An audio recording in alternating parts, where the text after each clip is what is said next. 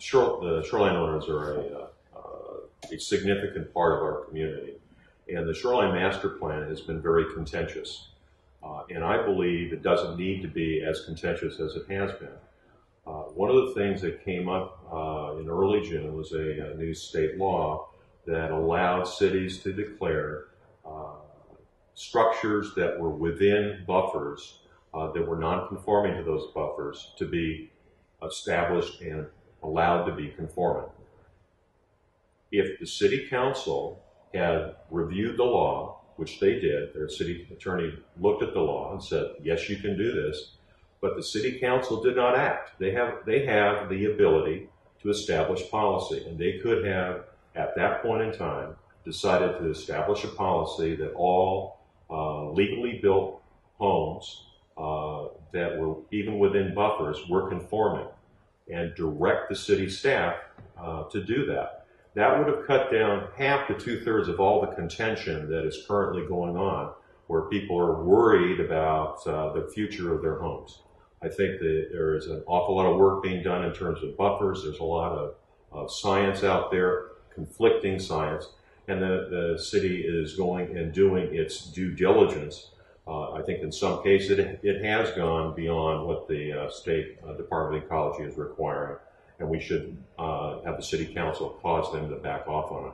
But I think the real issue in terms of why most people are standing up in front of city council and complaining is they're worried about their homes being designated as non-conforming. And according to the plan that was put out, any structure that is considered non-conforming, the goal is over time to have that structure be conforming. If it's built in an area where it's never going to be anything but non-conforming, then the city has basically said, our goal is to get rid of that structure. And that's really the essence, I think, of the issue. I'd say naturally we have a duty under state law to follow state law in terms of protecting our shorelines. But I'm very much against overreaching regulations that are unfair to our shoreline homeowners. And in a document, a draft document of about 200 pages that does a lot of good for our shoreline environment, there are about 10 very troublesome issues to me, and that are troublesome to our shoreline homeowners. We need to be fair to the families that live on the shore.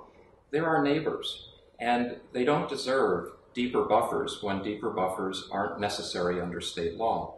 They don't deserve to have their properties called non-conforming if that's not necessary under state law.